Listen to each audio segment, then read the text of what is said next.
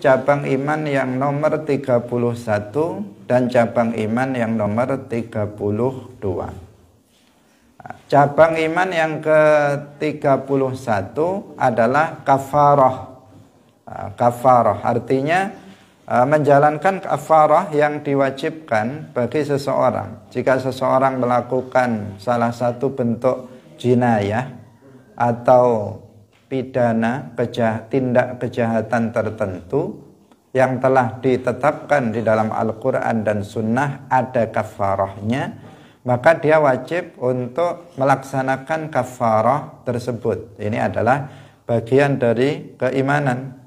Jika tidak melakukannya, maka dia akan jatuh kepada dosa, karena kafarah ini hukumnya adalah wajib bagi seseorang yang melakukan dosa-dosa tertentu. Karena sebagian orang yang imannya Salamullah alal hadi Rasulillah. Assalamualaikum warahmatullahi wabarakatuh. Hadirin rahimakumullah, mari kita ikhlaskan niat kita ngaji lillahi ta'ala. Al-hadi wa thalathun. Qala al-muallif rahimahullahu ta'ala, al-hadi wa thalathun utawi kang nomor 31 min syu'abil iman iku al-kafaratu pira-pira kafarah, al-wajibatu kang wajib, bil jinayati kelawan pira-pira kejahatan. Wahya lan utawi kafarat al-wajibat bil kitabih kelawan kitab was sunnati lan sunnah iku arba'u kafaratin papat pira-pira kafarah. Rupane kafaratul qatli kafarah sebab mateni, wa kafaratul zihari lan kafarah sebab zihar, wa kafaratul yamini lan kafarah sebab ngingkari janji atau sumpah, ngingkari sumpah, wa kafaratul masisi fi shaumi Ramadan lan kafarah sebab jima fi shaumi Ramadan ing dalam puasa Ramadan. Wa mimma lan sangking barang yuqarribu kang marekaken, mimma sangking minha sangking kafarah, ma utawi perkara, wa mimma lan iku setengah sangking barang yuqarribu minha ma utawi perkara yajibu kang wajib bismil fidyati kelawan jeneng fidyah. Li'annaha karena sak temene fidyah iku imma an dzambin ana kalane saking dosa sabaka wong kang wis kelewat apa dzambun au yuradu utawa den karepaken bihi kelawan ma utawa ya ma at-taqarrubu apa at-taqarrubu marek ilallahi maring Allah taala bisyai'in kelawan suwiji-wiji, yakni isra amrin, yakni ngersakaken isra amrin sapa muallif ya, isra amrin ing burine perkara qad waqa'a kang wis tumiba sapa wong zamban iku rupa dosa kana anane au ghaira dzambin utawa sakliyane dosa. Asani wasalasun utawi kang nomor 32 min syu'abil iman iku al-ifa'u menuhi bil uqudi kelawan pira-pira akad. Liqaulihi karena dawai Allah Ta'ala aufu bil uqud, penuwana sapa sira kabeh bil uqudi kelawan pira-pira akad. Qala Ibnu Abbas radhiyallahu anhuma, yakni ma ahalla ngarepaken sapa Allah ma ahalla ing perkara ahalla kang wis ngalalaken sapa Allahu Gusti Allah, wa malan perkara harrama kang wis ngaramaken sapa Allah, wa malan perkara faradha kang wis merdoaken sapa Allah, wa malan perkara hatta kang wis nentokaken sapa Allah fil Qur'ani ing dalam Al-Qur'an kullihi yaskabehane Al-Qur'an wa qaulihi yufuna bin nadhri yufuna padha menuhi kabeh bin nadhri kelawan nazar wal yufu nuzurahum lan becik menuhi sapa wong akeh nuzurahum ing pira-pira nazare wong wa minhum man ahadallah wa lan iku setengah sangking wong akeh man utawi wong ahada kang janji sapa man Allah ing Allah wa aufu bi ahdillahi lan menuwana sapa sira bi ahdillahi kelawan janji maring Allah idza ahadtum tatkalane janji sapa sira kabeh wala tanqudu lan aja batalne sapa sira kabeh al aimana ing pira-pira sumpah ba'da tauqidiha ing dalam sawise nguwataken aiman wali hadits Abdullah bin Mas'ud radhiyallahu anhu fi sahih al-Bukhari likulli ghadirin iku ketuwe saben-saben wong kang khianat utawa cidra liwaun utawi gendera yaumal qiyamati ing dalam dina kiamat yuqalu dan ucapaken hadhihi utawi iki iku ghadratu fulan khianate fulan atau cidrane fulan wa hadits Abdullah bin Amr radhiyallahu anhu fi sahihain arbaun ana papat man utawi wong iku kunna ana sapa iku kunna ana apa arbaun fihi ing dalem man kana mongko ana sapa man iku munafiqan wong kang munafik khalisan kang murni wa man lan utane sapane wong iku kanat ana fihi ing dalem man apa khoslatun sifat siji minhunna saking arbaun kanat ana fihi ing dalem man khoslatun sifat minan nifaqi saking kemunafikan hatta yada'aha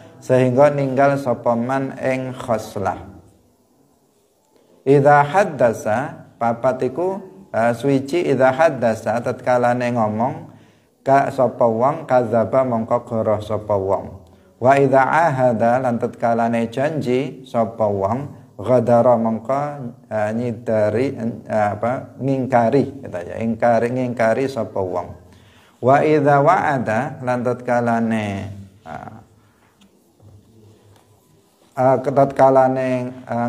janji atau janji sepakat akhlafa mongko khianat sapa wong wa idza khasama lan tatkalane bermusuhan sapa wong fajara mongko licik sapa wong wa hadithi Uqbah Abdullah diganti Uqbah wa hadithi Uqbata ibni Amir al-Juhani radhiyallahu anhu fi sahih Muslim. Jadi kalau tertulis Abdullah diganti Uqbata wa hadithi Uqbata ibni Amir al-Juhani radhiyallahu anhu fi sahih Muslim inna ahaqqa syuruti sak temene luweh hak-hake pira-pira syarat iku aywafa yen den penuhi bihi aywafa bihi ma yuwafa bihi yen den penuhi bihi kelawan ahaq asyurut iku ma barang istahlaltum kang wis amrih halal sapa sira kabeh bihi kelawan ma al furuja ing pira-pira farji. Hadirin rahimakumullah, pada pagi hari ini kita akan membahas dua cabang iman, yaitu cabang iman yang nomor 31 dan cabang iman yang nomor 32. Cabang iman yang ke-31 adalah kafarah. Kafarah artinya menjalankan kafarah yang diwajibkan bagi seseorang. Jika seseorang melakukan salah satu bentuk jinayah atau pidana tindak kejahatan tertentu, yang telah ditetapkan di dalam Al-Quran dan Sunnah ada kafarahnya, maka dia wajib untuk melaksanakan kafarah tersebut. Ini adalah bagian dari keimanan. Jika tidak melakukannya, maka dia akan jatuh kepada dosa. Karena kafarah ini hukumnya adalah wajib bagi seseorang yang melakukan dosa-dosa tertentu. Karena sebagian orang yang imannya itu tipis atau atau bahkan mungkin orang-orang yang tidak ada iman di dalam hatinya, maka tentu mereka tidak peduli dengan kafarah-kafarah seperti ini. Mereka melakukan kejahatan semaunya, kemudian mereka pun tidak melakukan konsekuensi dari kejahatan yang dia lakukan. Misalnya membunuh, itu ada kafarahnya, tetapi dia tidak melakukannya. Seseorang bersumpah kemudian melanggarnya, dia nggak peduli apakah dia telah melanggarnya apa enggak, dan dia tidak peduli dengan adanya kafarah ini. Orang yang tidak mengerti atau keimanannya lemah, atau bahkan apalagi orang yang nggak punya iman, maka tentu mereka tidak ada perhatian terhadap hal ini. Karena itu menjalankan kafarah adalah bagian dari cabang iman. Seseorang apabila telah melakukan dosa tertentu, kemudian dia untuk menghapuskan dosa-dosanya, selain nanti tentu ada ada hukuman-hukuman lain, adalah kafarah. Kafarah ini kan dalam rangka untuk menghapuskan dosa, termasuk hudud, had-had ataupun qisas. Itu adalah sesuatu yang ditetapkan oleh Al-Quran dan hadis, oleh Allah dan Rasulnya dalam rangka untuk menghapuskan dosa. Nah, kafarah yang ditetapkan dalam Al-Quran dan hadis itu adalah ada 4.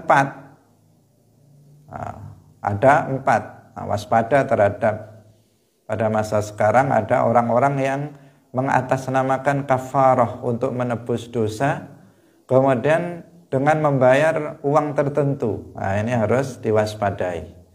Ada alasannya untuk menebus biar dosa-dosanya dihapuskan oleh Allah Subhanahu wa taala, maka dia harus menebusnya dengan membayar uang kepada gurunya, kepada mursyidnya.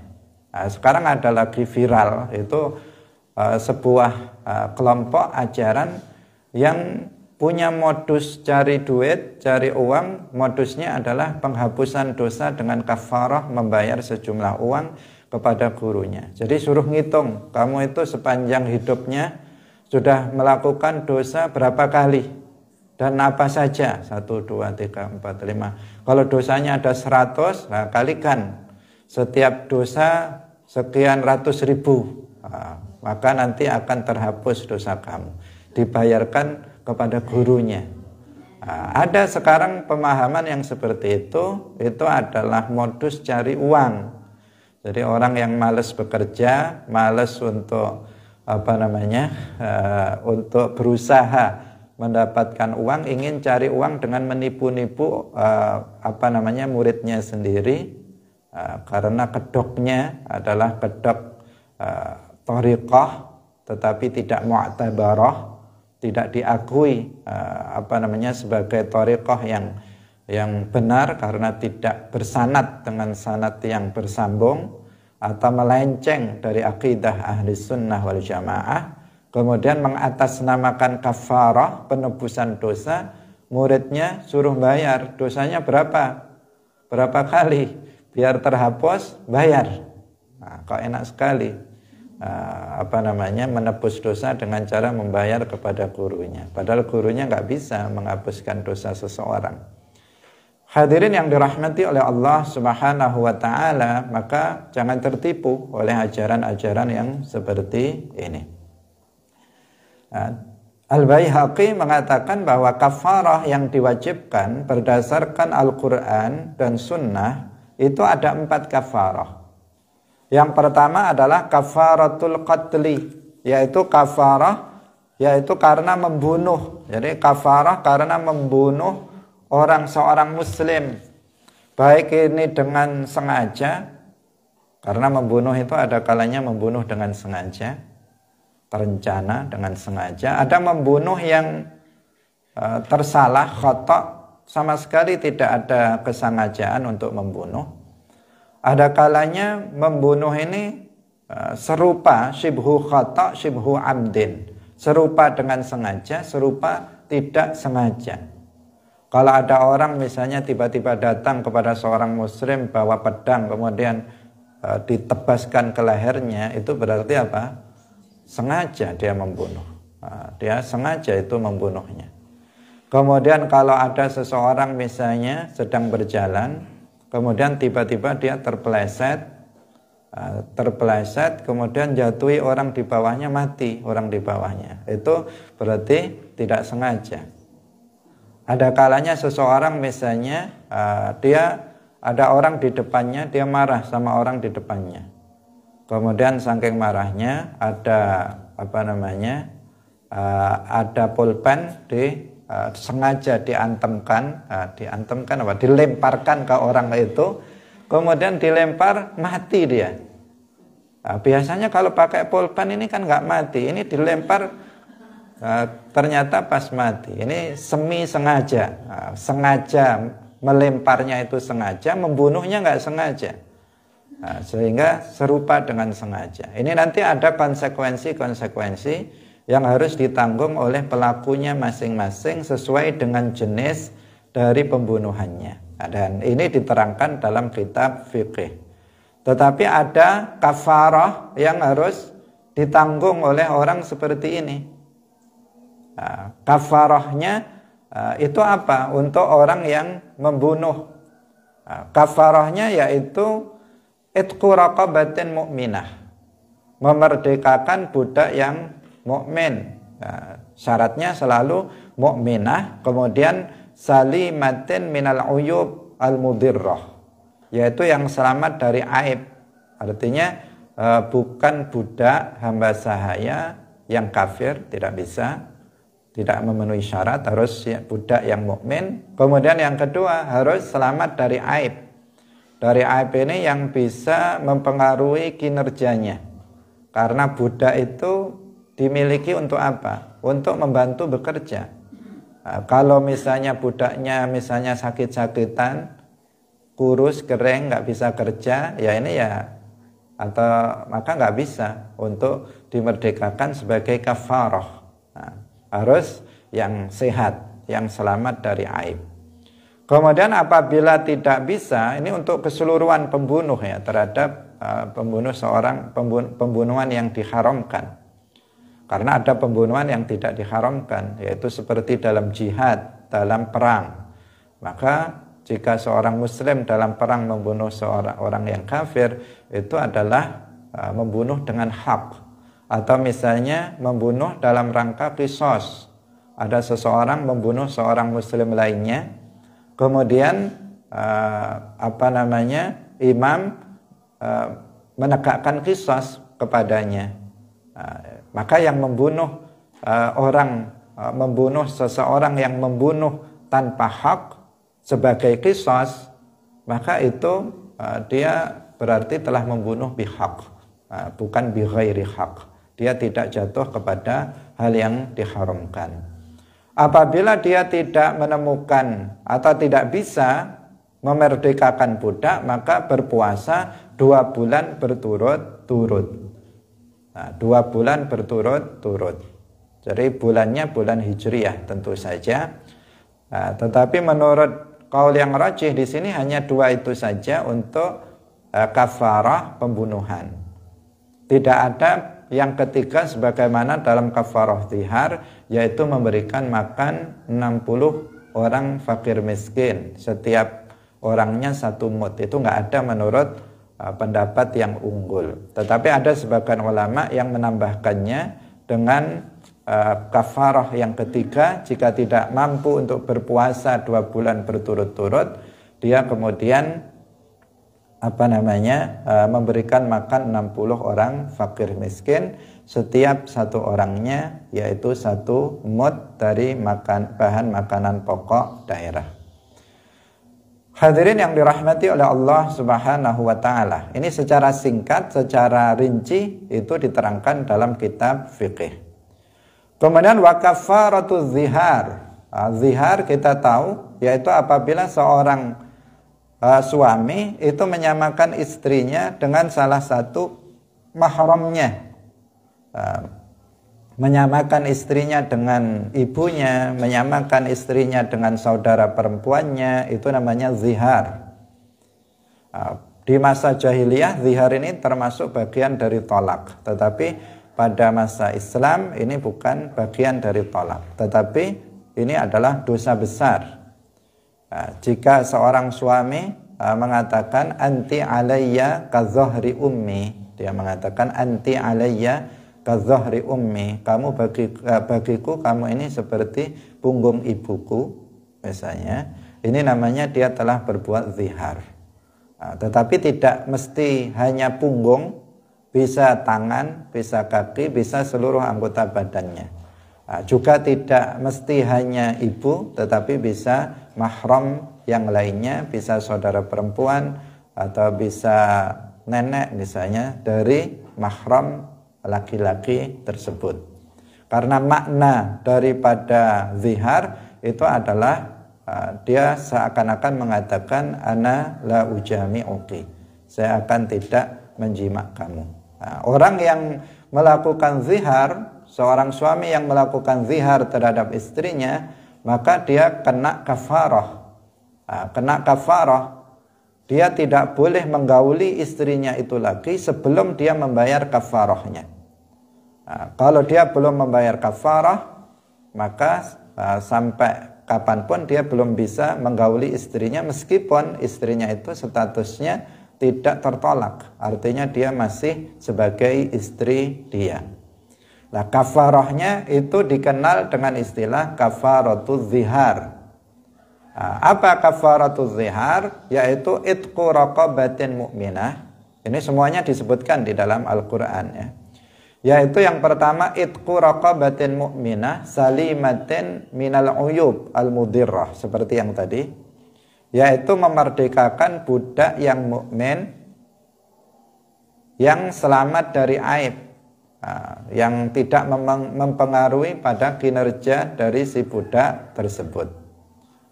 Fa'ilam yajid, apabila dia tidak menemukan, dia tidak bisa memerdekakan budak karena budaknya nggak ada yang dimerdekakan, atau budaknya ada tapi dia nggak punya duit untuk beli budak untuk kemudian dimerdekakan, maka fasiyamu syahraini mutatabi'ain, maka dia wajib untuk berpuasa 2 bulan berturut-turut. 2 bulan berturut-turut itu ya berdasarkan bulan Hijriyah, dan apabila kemudian 1 hari seseorang tidak berpuasa, apapun alasannya, maka dia harus mengulanginya dari awal kembali.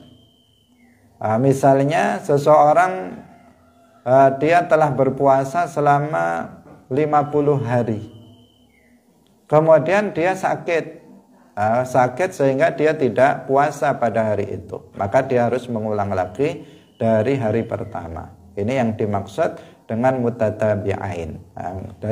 Jadi 2 bulan itu harus dilakukan secara berturut-turut.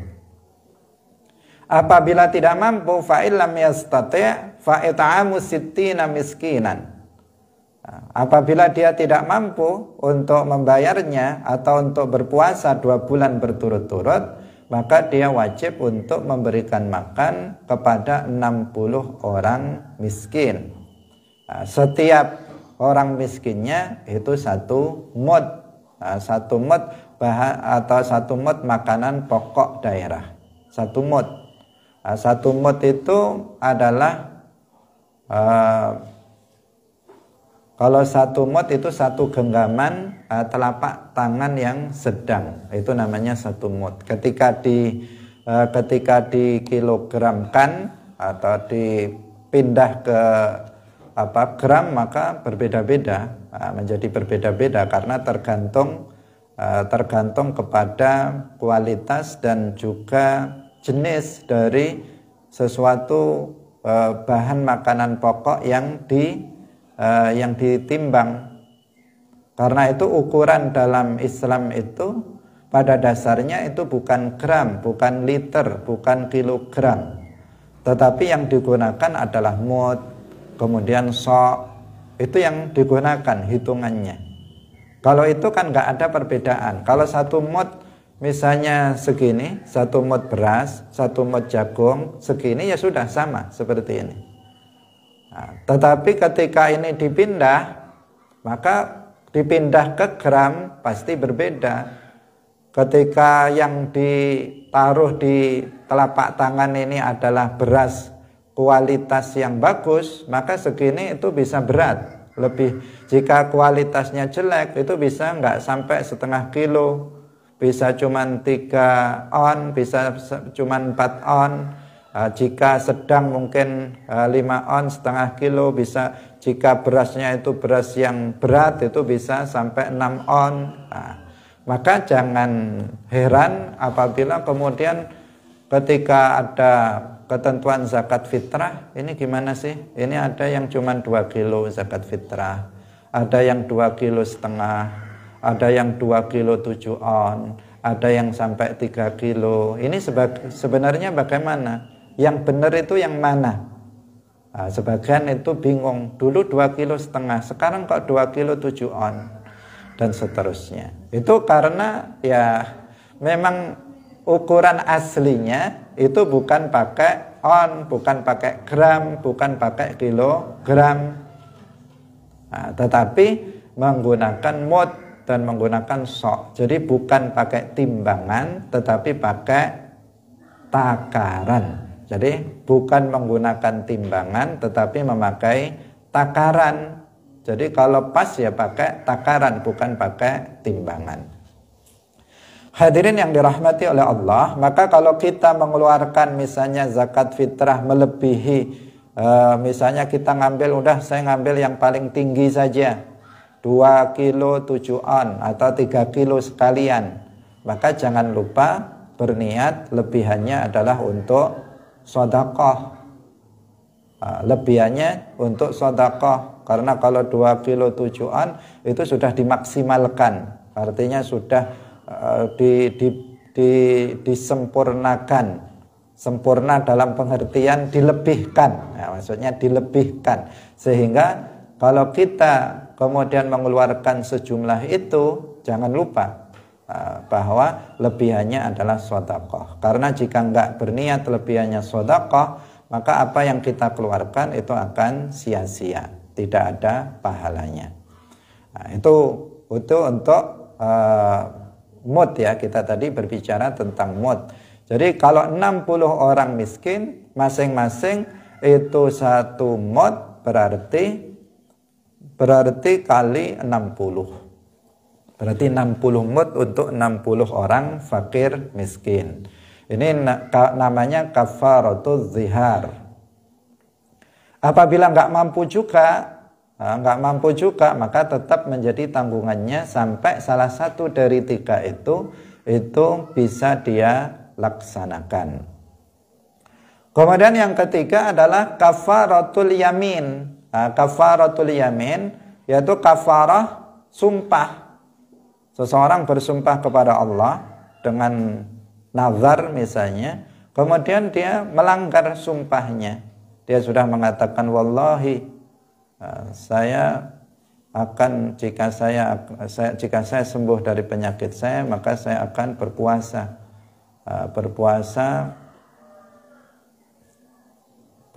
3 hari. Kemudian dia melanggar sumpahnya. Atau seseorang yang berjanji atau bersumpah untuk melakukan sesuatu kebaikan, tetapi kemudian dia melanggarnya. Maka di sini dia dengan ketentuan-ketentuan tertentu yang dijelaskan dalam kitab fikih itu ada bab namanya Kitabul Aiman, ada rinciannya. Nah, orang yang melanggar sumpahnya dia juga kena kafarah, wajib dia untuk membayar kafarah. Kafarahnya itu adalah pilihan, boleh memilih, mukhayyar. Kalau yang tadi itu alat tertib, kalau zihar itu tertib, harus berurut. Jika mampu yang pertama, nggak boleh yang kedua. Jika mampu yang kedua, nggak boleh yang ketiga. Harus berurut. Kalau memerdekakan budak itu sudah nggak mampu, baru pindah yang kedua, yaitu berpuasa 2 bulan berturut-turut.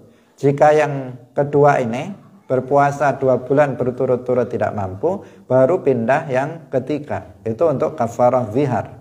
Tetapi kalau kafarah yamin, melanggar sumpah, ini kafarahnya mukhayyar, boleh memilih. Jadi mau pilih mana di antara 3 hal. Yang pertama adalah memerdekakan budak, itqu raqabatin mu'minah, memerdekakan budak, boleh pilih ini. Au it'am asyarah masakin, yaitu memberi makan 10 orang fakir miskin.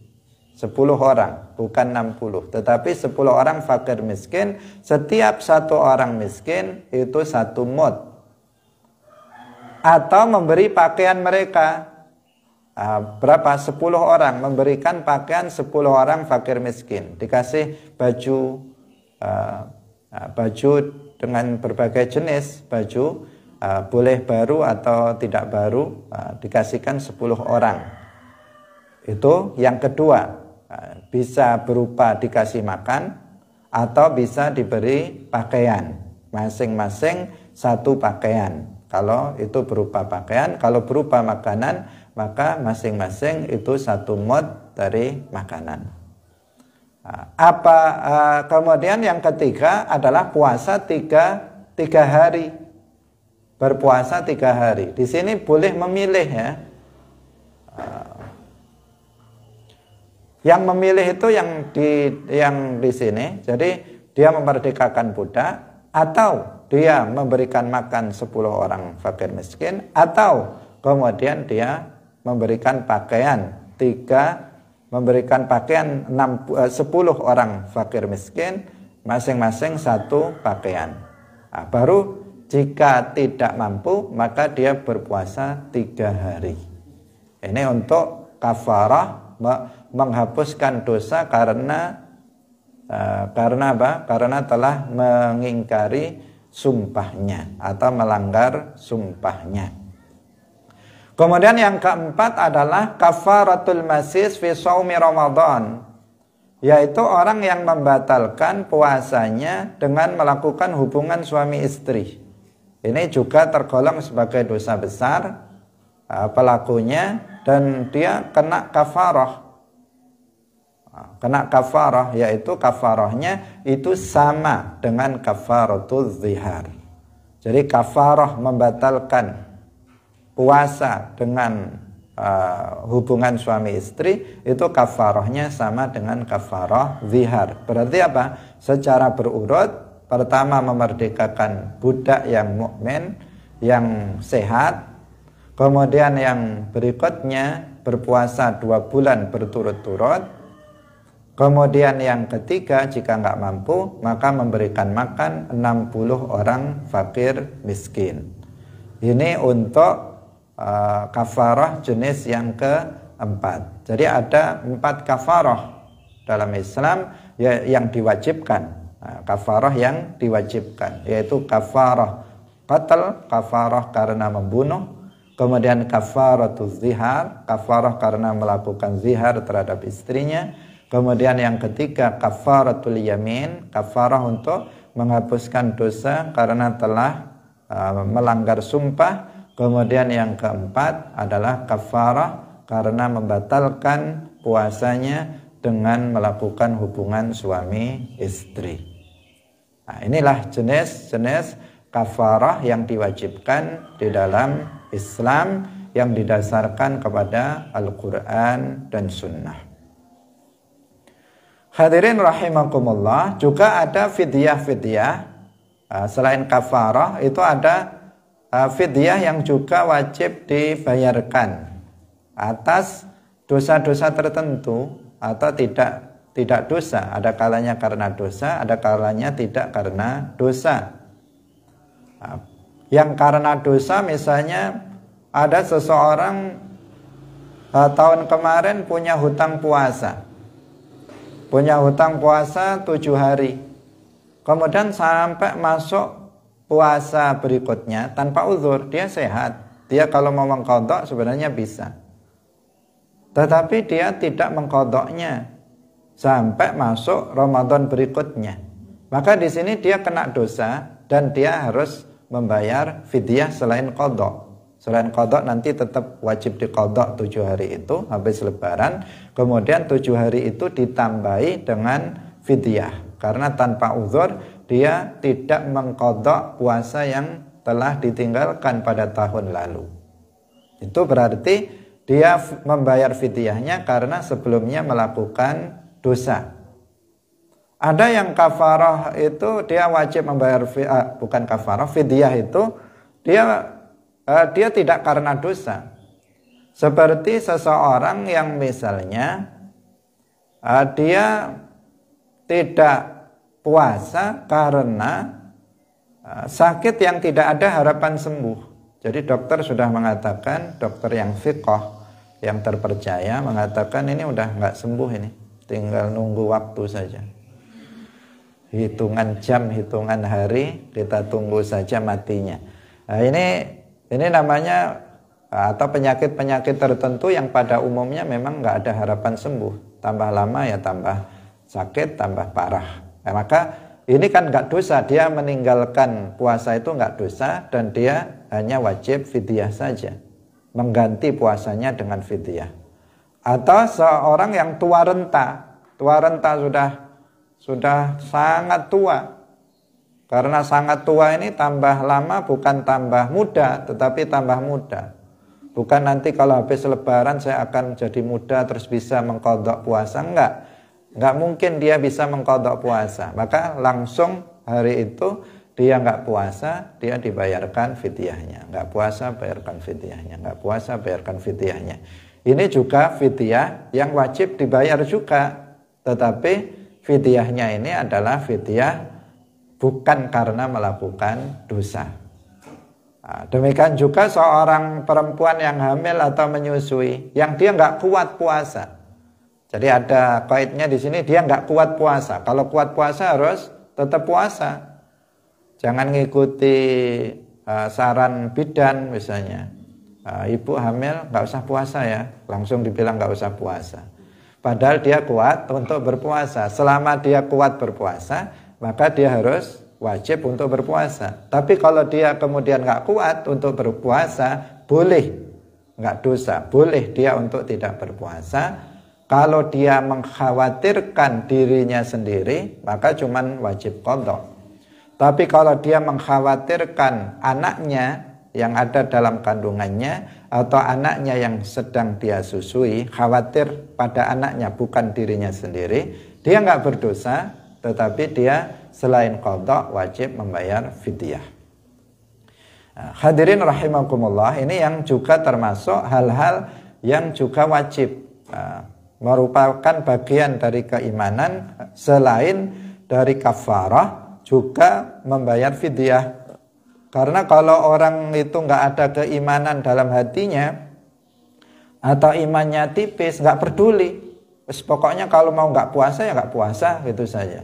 Bilang ini sudah tua renta misalnya, ya udah nggak usah puasa, udah gitu aja. Nggak berpikir dia bagaimana nanti kalau nggak puasa, apa yang harus dilakukan, udah nggak mikir begitu. Karena itulah maka ini merupakan bagian dari cabang iman. Pasti orang yang memiliki keimanan yang kuat, dia akan peduli. Saya ini nggak puasa, apa yang harus saya lakukan? Kakek saya ini udah nggak kuat puasa lagi, apa yang harus dia lakukan agar dia bisa tidak jatuh kepada dosa dan seterusnya. Hadirin yang dirahmati oleh Allah Subhanahu wa ta'ala. Secara rinci ini diterangkan dalam kitab-kitab fikih. Maka tidak kita jelaskan, ini sebatas secara global. Jadi kalau menginginkan penjelasan yang rinci terhadap hukum ini kajiannya dalam kajian fikih, tidak dalam kajian hadis yang kita lakukan atau dalam kajian tentang akidah. Ats-tsani was-salasun. Kemudian cabang iman yang nomor 32. Al-ifa'u bil uqud, yaitu memenuhi akad, memenuhi janji. Karena akad ini bagian dari perjanjian. Akad, seseorang melakukan akad jual beli, seseorang melakukan akad sewa menyewa. Ini kan sebuah perjanjian yang dilakukan antara dua orang atau lebih. Maka ini wajib untuk dipenuhi. Dan memenuhinya adalah merupakan bagian dari keimanan. Banyak ayat yang menjelaskan tentang perintah memenuhi perjanjian ini.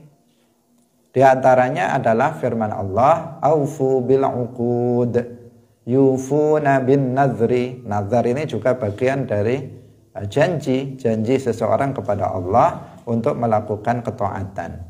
Wal yufu nuzurahum wa minhum man ahadallah wa aufu bi'ahdillahi idza ahadtum wa la tanqudul aymana ba'da tawkidiha. Ini adalah ayat-ayat semuanya yang menjelaskan, memerintahkan agar seseorang itu memenuhi janjinya, baik janji kepada sesama maupun janjinya kepada Allah Subhanahu wa taala yang berupa nazar.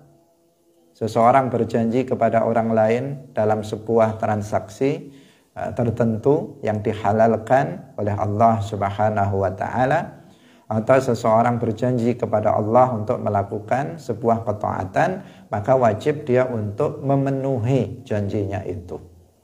Seperti tadi yang sudah kita singgung, seseorang yang mengatakan nanti wallahi jika Allah memberikan kesembuhan kepadaku maka aku akan berpuasa, saya akan membacakan Al-Quran sampai khatam misalnya, maka dia harus memenuhi nazarnya, janjinya tersebut kepada Allah.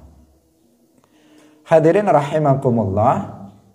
Kemudian ada dua hadis yang disebutkan oleh muallif dalam kitab ini, yaitu hadis Abdullah bin Mas'ud radhiyallahu anhu dalam Sahih Al-Bukhari.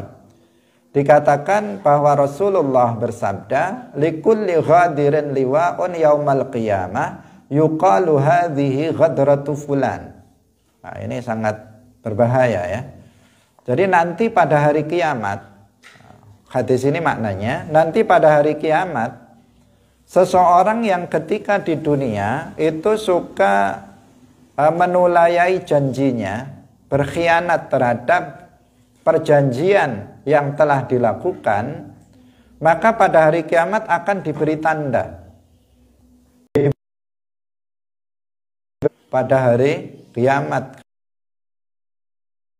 ketika dihisab semua orang ada, dan ini bagian dari dibongkarnya kedok seseorang. Yaumul hisab disebut sebagai yaumul fadhihah, hari di mana kedok seseorang akan terbongkar, ditampakkan kepada seluruh manusia, termasuk orang yang suka untuk berkhianat terhadap terhadap janji, perjanjian yang dibuat. Nanti di akhirat pada hari kiamat ada liwa. Liwa itu kalau diterjemahkan artinya bendera. Jadi semacam ada tanda yang ditulisi di situ, ini adalah pengkhianat. Langsung disebutkan seperti itu. Kalau di pondok misalnya, hukumannya kan kadang ada yang seperti itu. Itu saja sudah malu. Yang nanti ditunjukkan kepada orang yang lewat. Saya ditulisi di bawah kertas, kemudian ditulisi saya telah keluar dari pondok tanpa izin, ditulisi seperti itu. Itu sudah malu lah. Di akhirat nanti salah satu hukumannya bagi orang yang mengkhianati perjanjian itu adalah ada tanda tertentu. Para pengkhianat itu ada semacam bendera yang tertulis di situ bahwa dia adalah ketika di dunia adalah orang-orang yang berbuat khianat terhadap janji yang telah dilakukannya. Wal'iyadzubillah, semoga kita semuanya tidak tergolong sebagai orang-orang yang seperti ini. Orang yang berkhianat itu, termasuk orang yang berkhianat adalah orang yang ketika membaiat seorang khalifah misalnya pada masa lalu, kemudian dia membatalkannya. Seperti yang terjadi pada masa Sayyidina Ali bin Abi Thalib radhiyallahu anhu. Umat Islam sudah membaiat beliau, tetapi kemudian ada sebagian orang yang telah membaiat, kemudian mereka membatalkan baiatnya. Maka berarti dia telah berkhianat, telah mengkhianati perjanjian yang sudah dia sampaikan, yang telah dia ucapkan, karena dia telah membaiat Sayyiduna Ali bin Abi Thalib radhiyallahu anhu, sehingga mereka jatuh kepada perbuatan yang dosa. Tetapi ada sebagian sahabat besar yang ketika itu terpengaruh, dan mereka adalah aulia Allah, karena wali tidak maksum dari dosa, mereka kemudian bertaubat dari dosa-dosanya dan diampuni dosanya oleh Allah, karena mereka minal mubasysyirin bil jannah. Mereka jauh derajatnya sangat tinggi indallah. Tetapi meskipun begitu mereka tidak maksum. Derajatnya lebih tinggi dari Syekh Abdul Qadir Al-Jilani, Syekh Ahmad Rifai, sahabat pilihan, bahkan sudah dikatakan oleh Nabi dia di dalam surga, seperti Talhah fil jannah, Az-Zubair fil jannah. Tetapi keduanya ketika itu sempat terpengaruh dengan ini, membatalkan baiat terhadap Sayyidina Ali, tetapi kemudian keduanya diingatkan oleh Sayyidina Ali dan bertaubat dan bersih dari dosa, sehingga keduanya itu sesuai dengan sabda Rasulullah bahwa keduanya adalah fil jannah. Langsung ada nas ketetapan Nabi bahwa keduanya itu di dalam surga. Demikian juga Sayyidah Aisyah radhiyallahu anha, beliau istri Rasulullah sallallahu alaihi wasallam. Ketika itu beliau tidak membatalkan baiatnya, hanya saja beliau terpengaruh oleh atau ditipu oleh kelompok yang membatalkan baiatnya kepada Sayyidina Ali. Sehingga beliau kemudian dipulangkan oleh Sayyidina Ali dengan akhlak, dengan adab yang baik. Dan beliau meskipun begitu, beliau juga menyesali apa yang beliau lakukan. Jelas Sayyidah Aisyah radhiyallahu anha adalah seorang perempuan yang salihah, istri Rasulullah sallallahu alaihi wasallam, salah satu istri yang paling dicintai oleh Rasulullah setelah Sayyidah Khadijah. Hadirin rahimakumullah. Nah, ini sebagai tambahan. Jadi nanti akan ada seperti itu hukuman bagi orang-orang yang mengkhianati perjanjian di akhirat atau pada hari kiamat nanti. Kemudian ada hadis dari Abdullah bin Amr radhiyallahu anhu fi sahihain. Jadi Abdullah itu ada yang disebut dengan al-abadilah. Jadi kalau kita dalam hadis dari kalangan para sahabat ada disebut sahabat-sahabat yang tergabung atau disebut sebagai al-abadilah. Yang namanya itu Abdullah itu ada beberapa, sehingga sering tidak disebut dengan Abdullahnya. Ada namanya Ibnu Mas'ud, namanya Abdullah Ibnu Mas'ud. Ada Ibnu Umar, namanya adalah Abdullah Ibnu Umar. Ada Ibnu Amr Ibn As, itu adalah Abdullah Ibn Amr. Itu namanya Al-Abadilah. Itu dalam kajian ilmu hadis mustalah ada kajiannya.